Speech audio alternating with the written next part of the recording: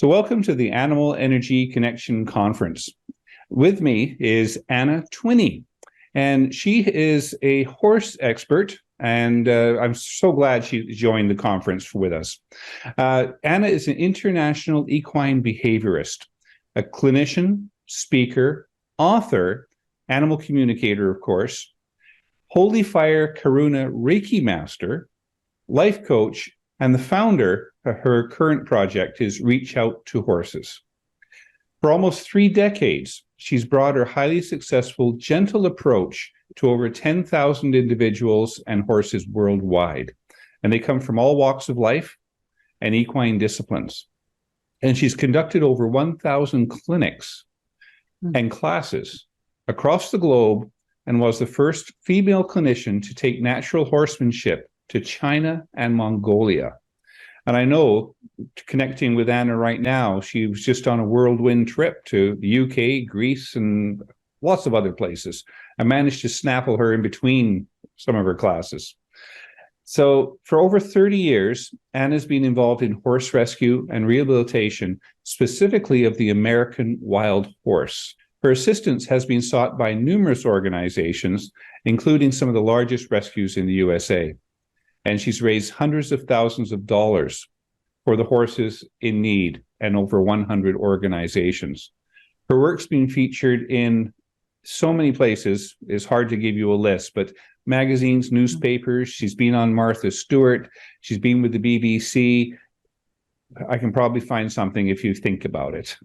So anyway, following this call, she's editor and author of Escaping Tradition and 2 further books, Beyond the Barn 1 and 2. And that's during her last 2 decades of her work. So with that little bit of an introduction, welcome, Anna. Well, thank you, Jeff. Number 1, it's lovely to see your smiley face. And number 2, it's kind of nice to sit back, because when I hear these things, it's a reminder. It's a reminder because life is so fast in a blink of an eye, and you or I often forget all the accomplishments or achievements. It's easy to look at what hasn't been done or who you haven't supported and who you've missed and where the world is going, versus looking back along that journey and looking into those little windy roads to say, actually, I've played my part already. So it's beautiful to hear your introduction.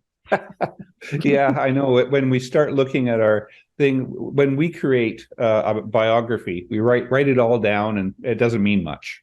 Right.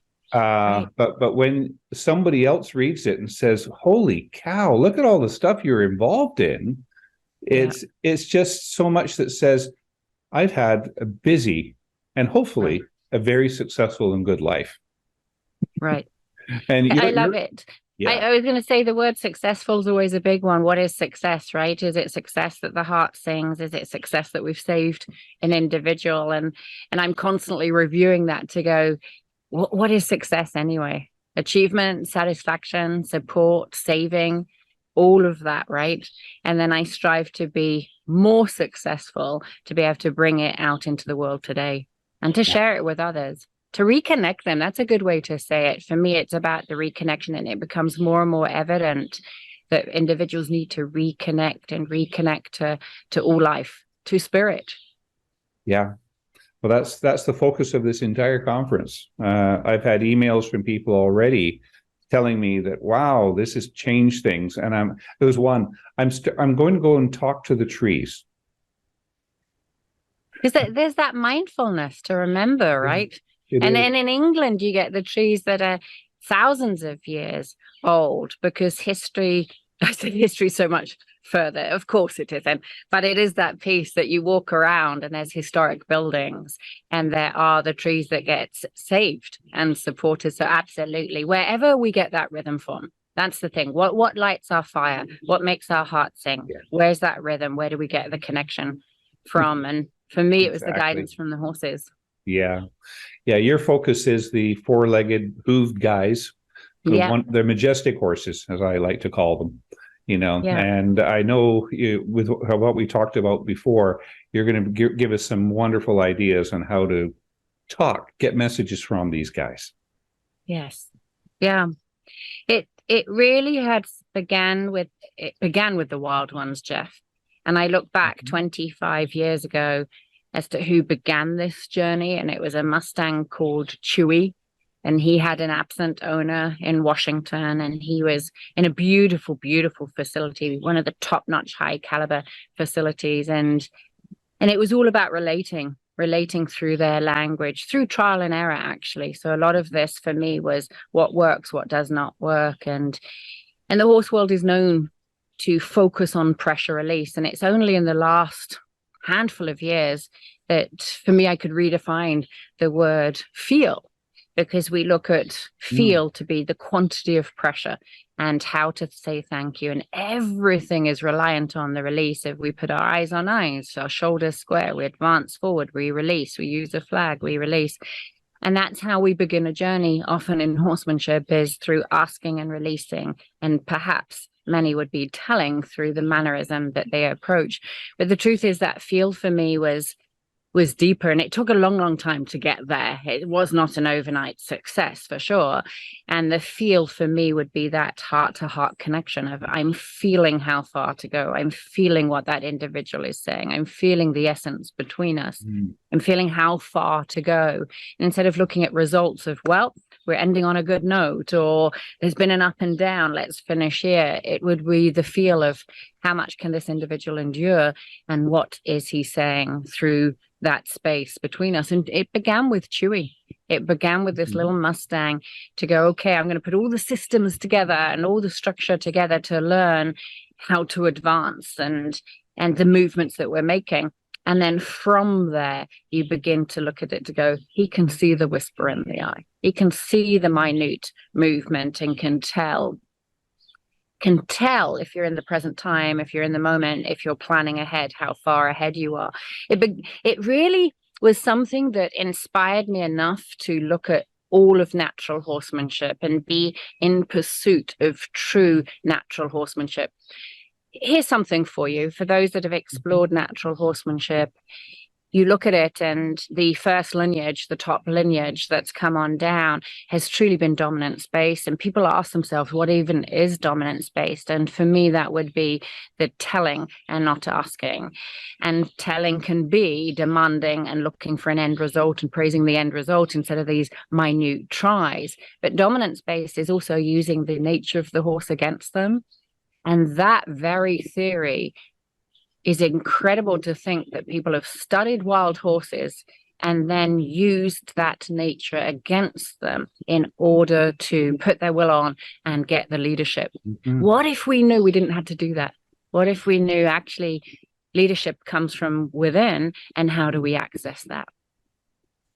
Yeah, no, that's a total change in mindset. Right. What you're talking about. You know, there's one thing you brought up before, and people may not be familiar with the term. You use pressure and release. Yeah, good point. So often all animals, I'm sure all animals, but particularly flight animals, will perceive movement. Well, not even perceive, it is pressure. So if we put our eyes on an individual and we target them, their language is nonverbal, so they're masters at it. They understand that eyes on eyes could mean that you've targeted them. Doesn't matter if it's a dog, a cat, and if they're predators versus prey, but the prey animal, like a horse, will look at those eyes and they'll be able to read the intent, and pressure would be eyes on eyes. By advancing forward in a straight line, which is all too common to catch a horse, to say, I'm here and I'm coming towards you, would be classed as pressure. Shoulders square, our heart towards their heart, movement that is very deliberate. And even if it was calm or calculated, it'd be seen as pressure. A release would be dropping the eyes, dropping the head, going passive, showing your rib cage, or retreating. So anytime one has applied pressure, you're going to get forward motion. They're going to have to retreat. It's their language. And anytime we retreat, that would be seen in the world of horsemanship as a reward. That's really what pressure release is. That's the key word. The reward. Release is reward. Yeah. Certainly when we come to a horse and say, okay, I'm going to get hold of this guy, and we march forward in our dominance, if you want to call that term. But we're trying to look at, big, and I'm in charge here, versus and I certainly saw that with dogs as well, and that is, I go into an exam room and the first thing I did was not look at the dog. And usually what I did is I went by the person with their dog or cat. It works with cats too. And I go sit at the back of the exam room on a stool, but I would look at the person or I would look at the ground, and not, my word, I wouldn't challenge the dog in the first few minutes. Yeah. And just make it more non-invasive is what I was going to say, right? It can be perceived it can be perceived as such a strong piece. And I feel everything can go too far, Jeff, as well, that there would be an absolute. So, for example, individuals might say, never look them in the eye, when in fact it's the window to the soul. And so while looking down can be respectful, what if we catch the eye? Because with horses, it's a nonverbal communication. Actually, with all animals, it's nonverbal communication, humans as well. And we know that it's 93% that all communication is nonverbal, 7 is verbal. So therefore, we'd need to catch everybody's eyes in order to move for them to read us, right? So therefore, so many absolutes are created, which might be never look a horse in the eye. Well, now we're not going to see the window to the soul. We're not going to see their emotion, and we don't even know if they're watching. So we cannot create gestures to a horse until we know they're watching. And equally as much, we need to be watching. And so therefore, horsemanship, and I can challenge most people on the call, they would have been asked to have looked at the horse's butt, and I could create that T-shirt, which is the whisper is not in the horse's butt. It's really not. We don't go around hopefully we don't go around looking at men's crutches and their butts as we're talking to them. The whisper's not there. We don't look down. We catch the eyes to say, can you see the sparkle or the concern and the worry, disbelief, skepticism in the individual's eyes, right? Yeah. Not in the butt. And so the horse is the same. We're looking at their eye to go, can you see my authenticity? And can I see yours? Can we see each other's intention? And so therefore the approach might have eyes on eyes to capture the intention. And then we drop to say, I've acknowledged you. It's really nice. I was in Greece not too long ago, and must say there's a beautiful culture there. And in our culture, we nod to say thank you or nod to acknowledge. But I saw this cute guy, honestly, and he bowed to acknowledge. And I said to my husband, I like that bow. And he went, really? You like the bow? And I went, yeah, I like it. It's a cool acknowledgement. And these were things that we do with the horses. There's time the horse will bow. They're going to lower the head to the ground. It's not simply submission, and hopefully it would not be submission. I'm not really looking for a horse to submit, but it truly is respect to say, if I can lower my head down, I trust you not to harm me because I'm vulnerable back here. They also lower their head to make the gesture. If I'm a herbivore, if I can eat in your presence, I'm fine. And equally as much, if I can lower my head and you trust me, we're finding some ground and common purpose. And so that head lowering is in our culture too, Jeff, and goes way, way back for knighting. If you're from Britain, you could be knighted bowing the head, and you could be decapitated bowing the head. So there's some vulnerability too that we look at. And if we could respect that more, to realize when that horse lowers his head, it's one of the kindest, greatest gestures we could have. Instead of looking, I got leadership there. He was submissive. I got my list. No.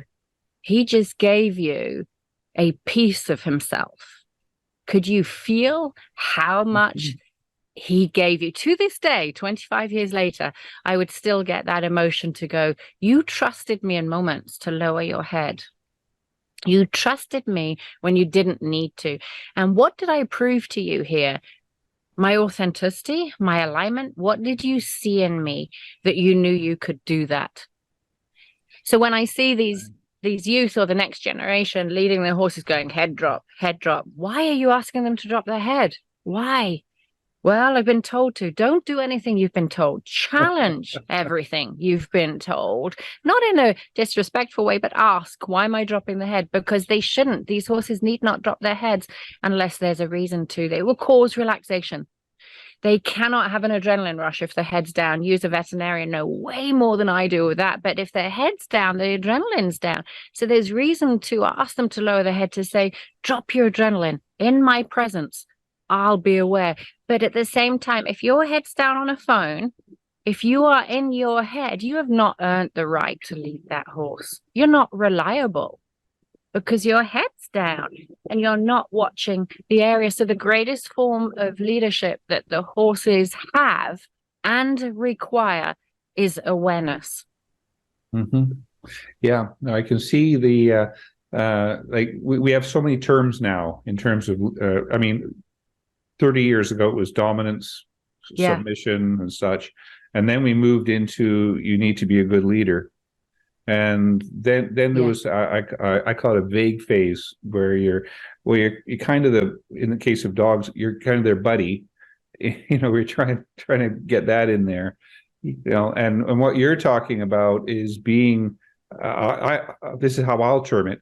You're trying to react as the horse perceives it. In other words, you're trying to talk horse. Yeah. Right. And the when I've done behavior consults in dogs where we're trying to get them to relax when the doorbell goes, right? There's a lot of people are told that no, you get them on the mat and you get them to stay there. And I'm emphasizing the stay there. Yeah. Versus, and this is what I taught, no, you get them on the mat and you actually get them to relax there. And that way they don't explode when somebody comes, which means you've got to do it when there's nobody at the door and all that stuff. Yeah. But the point is, unless the person's looking at this, deciphering what the dog is telling them in the same way as what your horse is telling you, you're missing the boat. Right. And it comes down to the why constantly, and it's a quick fix for individuals. And I understand why clinicians do a quick fix to say, okay, if this horse does this, you need to do this. So i.e. it equals. And one of the most common ones that you see online, which is heartbreaking and disheartening and worrying, and you could have the list, is the biting. People will always say, if that horse bites, it's the worst thing he can do. And there's a list of things that individuals bring in there. They will hit them. Yes, there's 2x4s involved. They might have a little tack that they have in the finger that the horse hits. They've been advised to bite the horse's ear or the face, to use the whip to back them up an arena length. And so it's very easy to say, my horse bites, what do I need to do? And I've seen it where it says the foal, etc. Well, when they ask me, I often come back with, I cannot support you, I cannot help you until I see the video. And the video is so important for me because I need to read the horse's intention. And here on my facility, there would be no reprimanding horses for the fact that you have to discern what the why is. And the why could be, if you've been hand feeding, they're going to nibble your hand because they're seeking it. And they might see it as a dispenser to go, may I have some more food? And if they don't get it, they're going to up that ante to bring it up to go, well, I'll just nibble on your jeans then. And so if you want that behavior to stop, you would not hand feed. Simple. Take away the enticement there.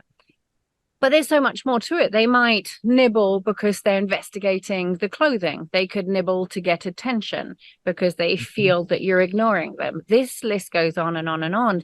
And so truthfully, when we discern the why, we can then look at how would we resolve that. There's no horse that would just bite. There's no horse that would just kick or bolt or bark and all these different scenarios until we find out the why. And often we only have our foundation to work on. And then you hear the statements, I've done everything. No, you haven't. You've done everything in your knowledge, and your knowledge might be limited, and that's okay. And often also people might believe, well, I've had 5 horses. I've got huge knowledge. I'm a trainer in this area. 5 is not a huge knowledge. 100, maybe 1,000 is a huge knowledge. But even then, if you stay in your cocoon, your knowledge is not vast. You got to keep that mind open. And so for me, with the wild ones, for example, they are your masters. They're the masters teachers. They're the masters at body language, and that means their own. They're masters at reading your body language. That's where your eyes are going, what your eyes are thinking, what your mind is doing, because there's little things in your face that will tell them what's going on for you. But beyond that, they're reading the energetic connection. They're reading how you feel about yourself, and how you feel about yourself will influence if they can trust you or not. The energy between you. Are you carrying an emotion from the day, walking in there from how your husband, wife, your child, your friends, your business, your coworkers have been treating you? That will affect you if you're somebody that carries it around with you. I believe they can see it. It's so funny. I was doing a demonstration yesterday, and this is not uncommon, and it's a liberty demonstration. And as I'm saying, I'm about to take a deep breath, and he's moving forward at a canter or trot. I'm about to take a deep breath, and he will change speed downwards in a downwards transition. As I said about he changed speed, because I'm carrying that image, that vision. So I hadn't taken the breath. They're going to go off of your breath work. They can see the energy between us. See, I don't see energy. I might feel it, and I can see the cause and effect, but I don't really see energy, and I've not been gifted with seeing auras, but I know they can see energy. And on top of all of that, if that isn't big enough for their language, now they have the telepathic means. They can talk through telepathy. And how extraordinary is that? And as a horse trainer, behaviorist, etc., if you give me the chance to talk to your horse, we can choreograph the lessons. If you give me a chance to find out what they're thinking, we can bypass thousands and thousands and thousands of dollars for saddle fit training. We can find out what your horse wants, what their desires are, their hopes, their needs, what's going right, what's going wrong. And I just consulted for a ton of horses to find out their lifestyle choices. And what came out of that, my quote, you couldn't make this shit up. If you tried, you couldn't make this shit up, you know? You could have not discovered it through behavioral means. It had to come from themselves. Yeah. That's so if I'm a horse owner, horse rider, and I want to get that connection, where do I start? Well, many people, there's kind of threads of people, but many people would have the complications with the horses, and it depends on how long they go through that complication. They could be bringing horses into their life and letting them go, buying and selling, and turning around and say, well, I'm so unlucky I get that horse that bucks, or I'm so unlucky I always get the horse that doesn't want to connect. And if you're that individual, it's really important to look inside to go, what am I missing? Am I in it for the riding? Am I approaching my horse to go, what can you do for me today, instead of what can I do for you today? Are we attached to the outcome? Are they a commodity? All of these things. Now, that's one aspect, right? But there's the other aspect to also look at. People love their horses. They will invest everything to the nth degree, down every path. So often they come to a block. It might be a block with a veterinarian to go, we have explored everything with the veterinarian and we're coming to the end. We don't know what else to do. It could be, I've been to every single trainer and we're not resolving it. And it might be that the horses are getting labeled, and the label could be, he's difficult, he's challenging. This happened to me the other day where we were doing liberty work and we finished, and I said he was a perfect gentleman. And the clients came back going, are you joking? I went, no, he's a perfect gentleman. You're the only one to say it. I went, no, I'm not. I'm thinking they were tricking me a little bit and teasing me. And I said, he's perfect. And they said, there's never happened before. I still thought they were teasing me. It was through the animal communication that it became clearer they were not teasing me. She'd gone on a 10-year venture trying to fix this horse. There's nothing wrong with the horse. He's bringing her onto a spiritual path. She's invested in 10, 12 saddles. She's tried them all. And his response, this is where you can't make this shit up. His response truly was, how can I connect you to spirit with a saddle? You need to start feeling. And the feel comes from feeling me, feeling us, feeling the movement, feeling the body heat, feeling an energetic connection, feeling spirit. How can I connect you to your true self when you're not listening and you just keep on trying different saddles? And I thought, that's extraordinary.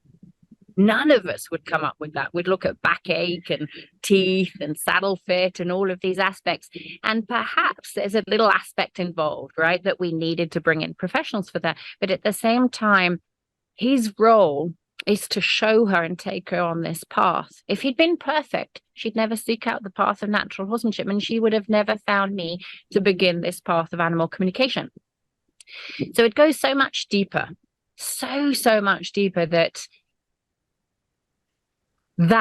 we look at our lives to go, how long did it take me to realize that my animal is not simply livestock or a dog that we classify as a dog?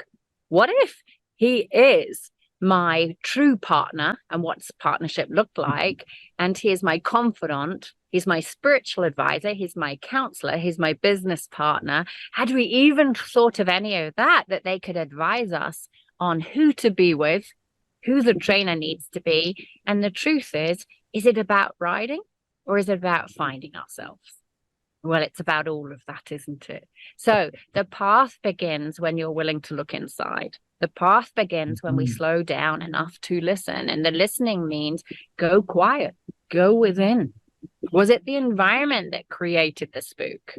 Was it the lack of training that created the spook? Was it me holding on too tight? Was I giving a picture of fear? Was I not breathing correctly? Well, all of that comes back to, are you even enjoying your horse? Are you enjoying what you signed up for? Or have you become over-focused and you're now totally in control? Because that's a myth. Everybody thinks the bit can control the horse. No, it can't. If that horse wants to run or bark or tell you what he truly will, at some point he will. It might slow him down for his voice, but it won't take it away completely. Unless, of course, they're big mushes and they're hyper and particularly special in their sensitivity, it could shut them down. So the listening piece is key. But if we look through a certain lens, then that's all we're going to see. Yeah.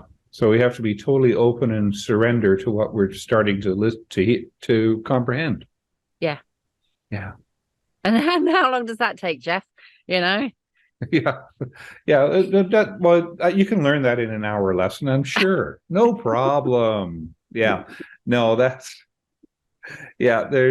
some people have that ability and they retain it from childhood. Yeah. But the majority of us go through it. I call it the oblivious phase, where we lose all that and everything becomes mechanical. And I'm with you. I see in my own child that we're keeping that alive in him. And then I look at myself to go, there were things one needed to learn. And so therefore, those listening, we don't need to beat ourselves up. It truly is this piece. If we're a spiritual being having a human experience, there's activities on planet Earth we have to learn, survival and how to live here, right? So we may go through a decade of blending in and learning the skill to survive here, making money, etc. So there's a place for that. There's a place for that. And then there's that place when we become uncomfortable or feel like we don't belong. And instead of sitting in this discomfort for too long, we start to look at what else is there? What else is there? And so therefore, for me, I can't even take credit. It wasn't like I looked for it. I was pushed hard and not not by myself. I didn't take that step forward. I might have taken the step forward that all roads led to learn natural horsemanship. My horse was a Palomino, seen as difficult, labeled as difficult.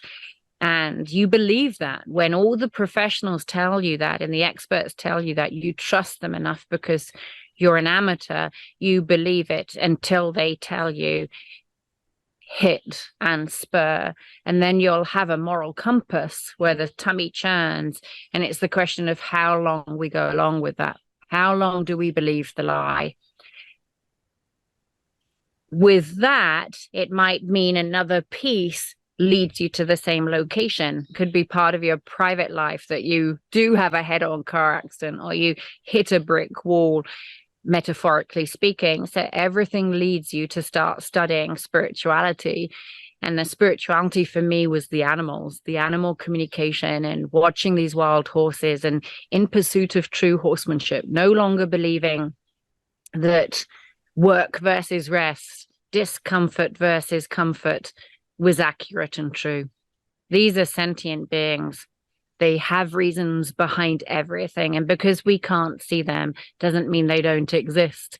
And so therefore dropping into the heart and getting a balance. And this is the other thing. When people start learning animal communication, the balance kind of goes the other way, which would mean, how can I even approach my horse? He doesn't want to be approached. Why would I ride him? This is uncomfortable and displeasant. Well, they are domestic now. They're in our lives. We are guardians. We are stewards. There's a degree of responsibility that we have to gentle that wild horse in captivity in order to take care of them medically, emotionally, physically. We need to be able to approach them. And so therefore, while their desire might be to state, I'd love to keep this distance between us, there's the responsibility to explain to them, we can't put you back in the wild. It's not an option. That door has closed, and together we now need to move forward. If we can sit in that place of empathy and compassion instead of, wow, we need to get this shit done and we've got to move their feet to show them that I'm boss. Not at all. In fact, a wild horse, you need not move their feet. It's the contradiction. It's the contrary. We've learned to move feet, but if you move feet of a wild horse, they'll move them for days. They'll move them for days. So therefore, you'll be looking to take that piece of their soul. There's no need to do that. In fact, ask them to look forward. Ask them to look at the greatest fear in front of them, which is us. Ask them to participate. Give them the choice. Give them the voice. And we do that by pausing in between requests. Feel it. Ask. Pause. We might call that pause a release, but the truth is that pause is not necessarily a release. It's a pause to go, now you have time to respond. Pause because now I'm going to reflect on what I asked. Pause because you can fill that void. There's so much more in this pause than simply a retreat. It would be simplifying the intelligence of these spiritual beings to say it's a release and that's all they work off of. Yeah, that's too mechanistic. Yeah. When you're doing it that way. Yeah. And so the key with this is being able to look at your horse and every other animal with a heartbeat, and just try to appreciate what they are telling you, rather than blindly going ahead with the mission that, oh, I've only got 45 minutes and I want to have a half-hour ride. Exactly. Right. And everybody has a story, every animal has a story too. And for me, the art has become not to live in that story. That's the art. Don't hold them back because you've heard the story that they've been rescued, they've lost everything. How could I ask them to do this much? What can I ask for them? That's holding them in the story. And if we held every human in the story, one, disease forms, two, they're not happy, and then their identity becomes that which we keep on repeating. And so there's that acknowledgement to say, I see you. I can acknowledge a piece that I understand. I have not walked in your footsteps because I cannot walk in your footsteps. You are you and I am me, but I can relate to you in certain ways, which is to have this compassion and understanding. I'll have knowledge that they do not have, that I need to bring to the table. They have knowledge that I do not have that they're bringing to the table. And so therefore, yeah, that approach would be, what can I do for you today? How can I best support you today? And the partnering isn't compliance. That's such a myth too. Everybody talks about a good animal, a good dog is the one that complies. A good horse is the one that does everything we want. They're all good. They're all great. Just because we have differences doesn't mean that they're bad, And so good is the one that's jumping up because he's happy to see you. Let's not squelch that. Good is the horse that's a bit cheeky, that has personality.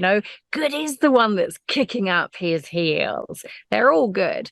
And about that, we look to harness it to go, great, you're kicking up your heels. Do it over there and not at me. And then when we're together, I need you to settle down a bit. I need you to rest up. Play with your mates out there.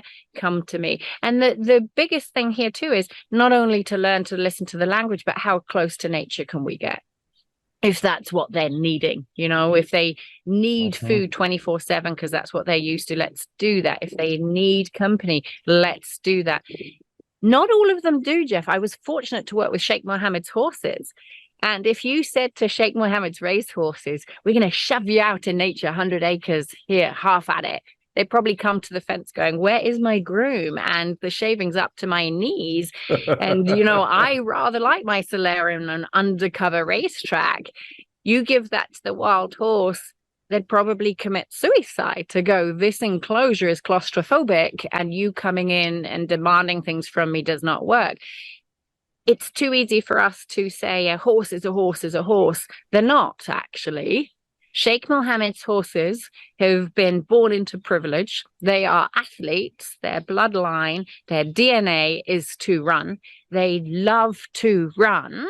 And then you've got the wild horse that would probably shrink back and go, how could you do this to me? And so therefore, this whole ability would be to say, stop, breathe, stop having preconceived ideas. What is it you need and how can I best support you? And that is in the slowing down and connecting to spirit, really, connecting to nature. Yeah. And in that case, you're talking about nature changing as in this is your new normal. How do you like that? I love the way you put that, because that's exactly it, right? If you hold them in the story, which is where I was leading to, which was you've been pulled out of nature, you've lost, even when I speak about it, you've lost your family, you've lost your identity, you're not recognized for the lead horse that you are, you're given food that you didn't desire, you cannot graze, there is no more freedom, there's boundaries, and you're basically in a cell. Yeah. If we hold you in that story and we walk in with pity or shame, we cannot lift them up, right? So there's that moment to acknowledge our own emotions because I don't feel we need to cut them off. That takes away everything and makes us robotic. So have that emotion. And then, like you said, there's a new norm. There's a new norm. There's a new normal. Let's not hold you in that story, but let's elevate you into the new one. Yeah. Well, I was thinking, it was a movie I was watching the other day, and it was a guy who was in prison, for his life. And then he was like 60 something and he finally got released. Wow. But then he ended up committing a crime so he could go back. Because he was comfortable in his discomfort. Right. Yeah, he's comfortable. That's what he grew up in. That's what his normal was. And he couldn't take being out. And so it's kind of a similar idea, but the thing is that in your case the horse's mindset has been, this is my life, this is what I do, and we can pity it and say, oh, all your natural behaviors have been quashed, you've been relegated to this cell, as you call it, right? But for that horse, that is comfort. And if we say, here, you've got 500 acres, go for it. But I can't do that. Yeah. Yeah, they could stand there shaking. They could run back to the gait. And in fact, we had a thoroughbred just join our farm, and he's an eventer or performance horse. So he's used to his blankets and his stool and his feed coming a certain time. And we spent 4 weeks acclimatizing him because he's retired now. 4 weeks to go, okay, you're going to be in a degree of quarantine, loose quarantine, stool and paddock. We're going to increase your time in the paddock. You can come in at night instead of all weather patterns. When it first rained, he was running up and down, totally perturbed that he had to be outside in the rain. And then it was, you can get used to rain, you're okay. And gradually we increased the time, and then gradually went out. And the first time he was out with the herd, he postured. And bless him, the guy's a man. So he's posturing, he's coming in, he's the biggest, he's the most muscle and athletic. And one of my low-ranking horses went, piss off, charged him, bit him. And he literally came running back to the fence going, help. And in his mind, you could see him thinking, I thought that's what you do. I thought you come in hard and strong to show your masculinity. And he got knocked down a peg or two. And so this kid's he's book smart, but not street smart. And so therefore, over time, he was pushed out of the herd, and then he learned manners. And the herd had said, you don't come in obnoxious and rude. You come in and ask. It took 2 weeks. He's now allowed to eat with the herd. I'm not sure if he's allowed under the shelter yet, but it would be all of those changes to go, I don't want it to be horrible for you. I don't want you to lose weight and hate it in nature. I want you to love the grass and love the shelter and love the freedom to eat when you can and be with mates. But he didn't know how to interact with mates. He had no social skills. So these are the things to be mindful of. You can't the cowgirl way and the cowboy way. And I've done this. Chuck them out, let them sort it out. But they're going to get chased. And if they're vulnerable because they've never had that, you're going to rip any self-esteem from them. They don't need to be humble to that degree. So there is a slower process. We took 4 weeks to integrate him into the herd. Have I done it another way? Absolutely. I've chucked him out. I've done it probably every way you can imagine. Nowadays, there's more thought in it. I don't want them hurt. I don't want them to fight it out. I don't want them to be bullied or have a hard time. And so there's that pause again to go, how would it best benefit him in this new lifestyle? Yeah. And the most important thing is you didn't get hold of a book that says, oh, for the first 2 weeks, you do this. Yeah. All right. Yeah. And that is, you've got to read and listen and appreciate what the horse is going to tell you. And if they're, like in this case, scared to death of going outside and it's got, my God, what's that wet stuff coming from the sky? Yeah. And it's just like a dog that's scared of fireworks or whatever. Right. Yeah. Or I love around my area, it's the little dog that goes to the park and all of a sudden there's a goose chasing him. That's a classic, isn't it? It's a classic. It's funny you say goose because we have a French goose here. He came with the property, and I watched him the other day go into the paddock with the horses. He squared up to Hermes, and Hermes is the herd leader, and he's coming in, waddling in, eyes on eyes, shoulder square, and Hermes going, shit, what do I do with this goose? And he's a horse, and he started to back up, and it was that cutest moment that Peter Pan is his name. Peter Pan's holding his face, going, I'm bringing my family up to the hay feeder. And cute stuff, right? If you bring it to another one, Saber would have squared up, lowered his head and gone, no, you're not coming in. And different strokes for different folks. Different strokes for different folks. And so, yes, for me, the wild ones were the key because they accentuate every movement where you look. I had a client the other day, actually. She's going in with the wild horse and she happened to be blinking a lot like this. And I went, you're blinking too much. And I thought, how funny of me to say it. And I'm looking at that going, she's blinking like this. And the horse saw it as a weakness. This person doesn't know what they're doing. They're blinking too much. Fantastic. Well, you've got to be able to kind of blink smoothly, right? If you don't blink, it's a sign of aggression. If you blink too much, it was a sign of weakness. If you're looking up for inspiration all the time, you're not present. And they're watching these eyes to go, who are you? If your eyes are really open, I had a client, lawyer actually, he'd come in with his eyes open and really fixated. And these wild horses would take one look and bolt. And he'd come up to me to go, why are they bolting? You know, I'm in my heart and I'm this. Yeah, your eyes are too intense. You're going to have to soften your eyes because this eye and the way you hold it open, way too intense. And all he had to do was soften it a little bit and they would stand there and he could say thank you with his eyes. The wild ones have it down.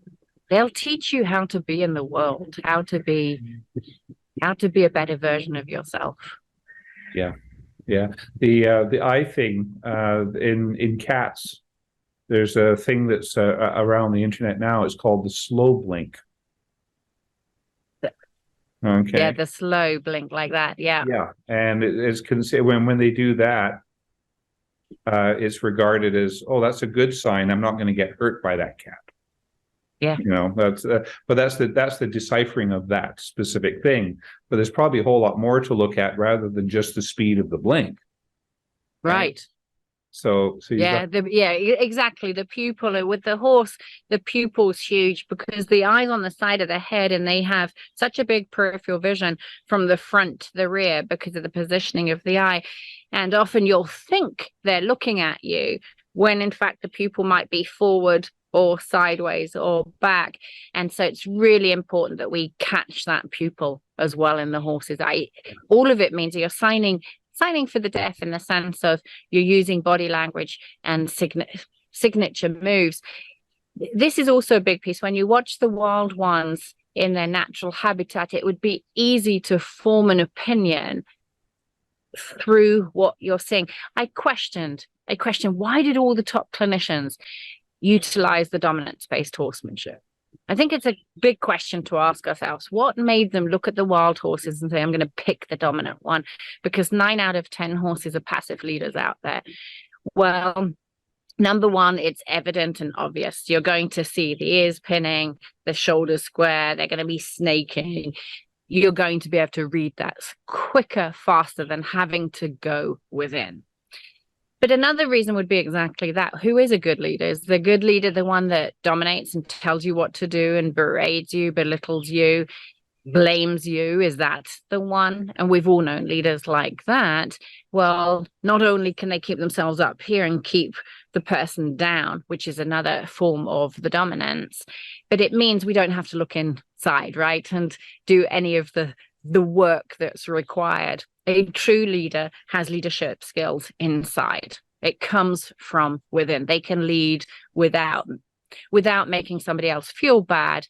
They're shining their light and people want to follow them. Well, the horses are the same. The true leaders are the ones that have it innately. They're groomed as youngsters. Their mother, their father will be lead horses.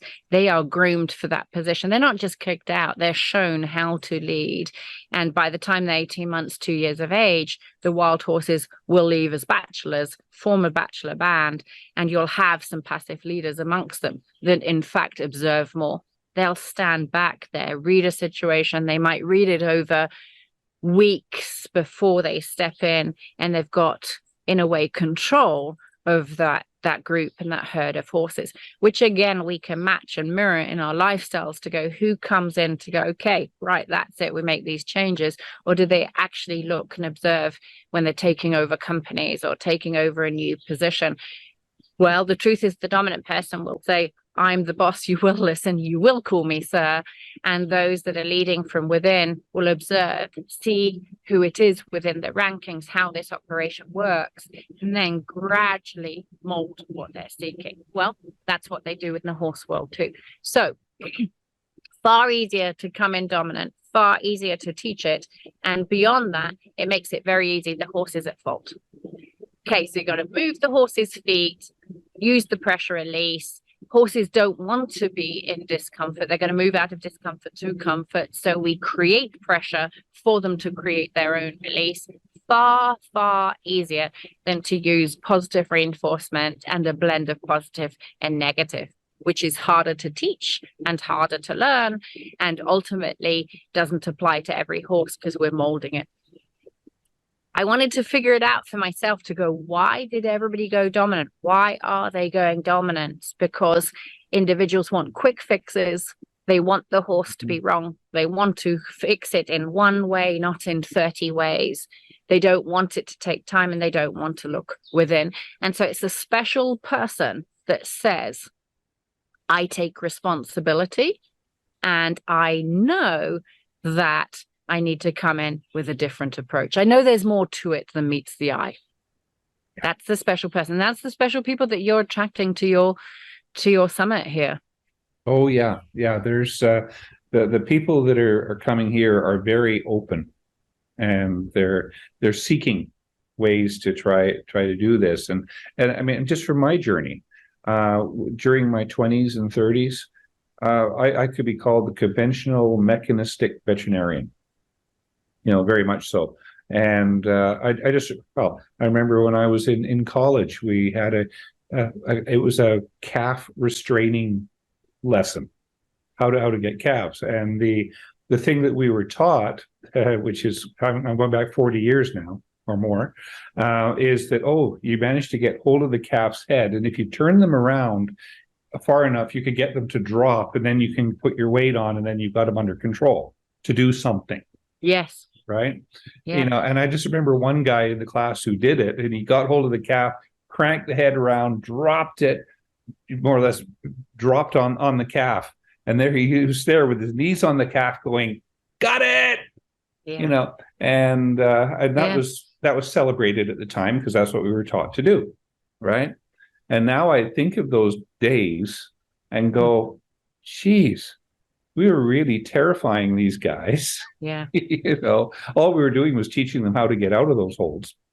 But the same thing can be applied to horses. The first thing you do with the horse, we got trouble. Well, you do a twitch on the nose, on the shoulder, or something like that. And then after that, of course, it became drugs. Yeah. So the point is that we've gone through this evolution from I call it the barbaric to the medicinal. But the thing is, now we're looking at it from, hey, these are guys we're on the planet with, and for us to understand them means we're also I'm going to understand you as a person. I'm going to understand everybody, and to make my life so much better. Yeah. Yeah, and I think there's even today, Jeff, what you describe is classed as, in the rodeo industry, it's classed as bulldogging, and there's a world-class event of bulldogging, right? And it's common in every industry to bulldog the calves. And so much so, I watched this video that I found very disturbing, which is a veterinary class in the UK. Somebody had sent it to me, and it was to do with a foal, and it was 5 individuals pushing a foal up against a wall. But I heard a noise I've never heard, and the foal was squeaking. And I've never heard that, never knew they could. And it was a fear squeak. And this is being taught to a veterinary class currently, that we would squeeze a foal. And you look at that to go, we're so evolved now, or allegedly so evolved, and yet we're still using archaic techniques because the belief is it's faster, when in fact slow is fast. And with the wild ones, generally speaking, I'll have a 7-day clinic where I'm teaching individuals to gentle wild foals, gentle wild horses, and we may get as far as first touches, hand grooming, first halter, maybe first leading, first picking up feet, farrier prep, bathing, spook busting. There's a whole list. And let's say we had 10 individuals on that clinic, perhaps 8 would finalize all of that. So that slow piece at the beginning to set a strong foundation of, I'm hearing you, I'm speaking with your language, I'm bridging the gap between two worlds, creating that trust. Indeed, the respect that you respect me and I respect you, and we're looking at joint leadership, that foundation goes with them for life. And I've had veterinarians and farriers stating, we can't even do this to seasoned horses. What did you guys do? And it's setting the foundation to go, if we move at this speed, can you learn to stand there and know that you're not going to get hurt, which is the mutual respect and understanding. So therefore, this belief that we have to squeeze, squash, bulldog, harm and hurt, that it's faster, has a long-term detriment. You'll always have to catch. You've taken the soul. You've forced. You've let them know who you truly are. You mentioned Mongolia and China to me earlier in the bio, and that's exactly what would happen there. Their belief also is to rope them or choke them or bulldog them, and they were astounded. There was one horse, they said, oh, he's had frostbite, you can't approach him, you can't catch him. Yes, we ride him, but they basically do everything at him and to him. And I approached him right away, and if you looked at the YouTube video, you'll see me mouthing not good words, because I thought they were setting me up for failure, and I thought they were bullshitting me, honestly, that I could touch him all over, I could do everything with him. And I'm thinking, this is a prank. You're telling me he's wild and he's not.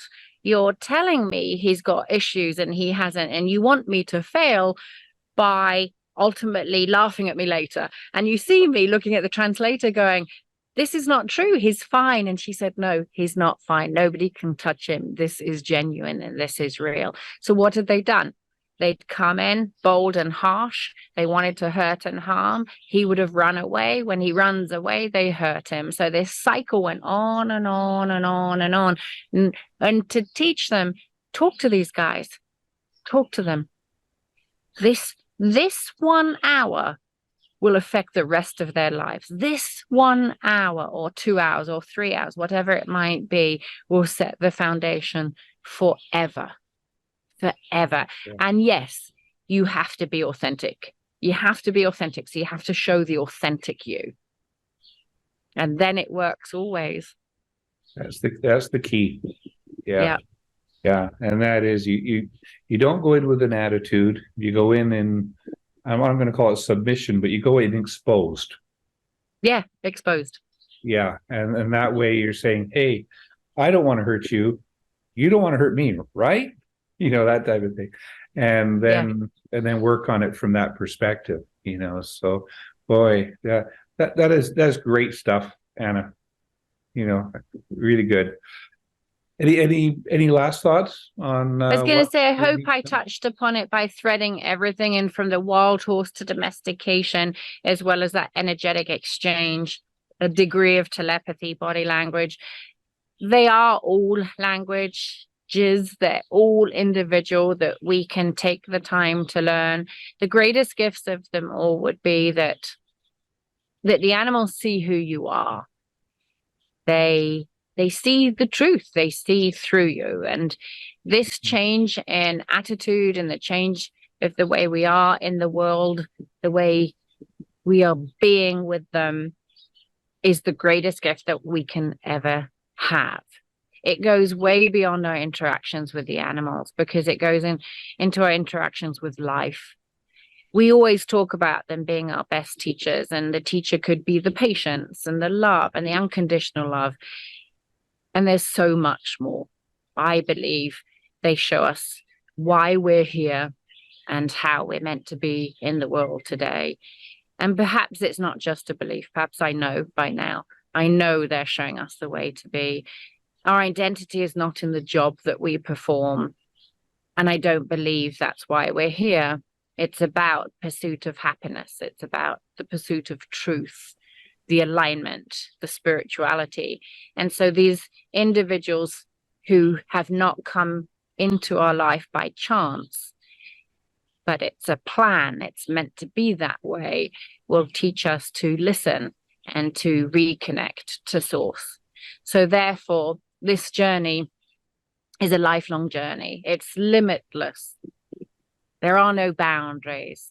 And it's the greatest gift that you could ever receive, is to learn all of it and do it with joy, grace, and ease.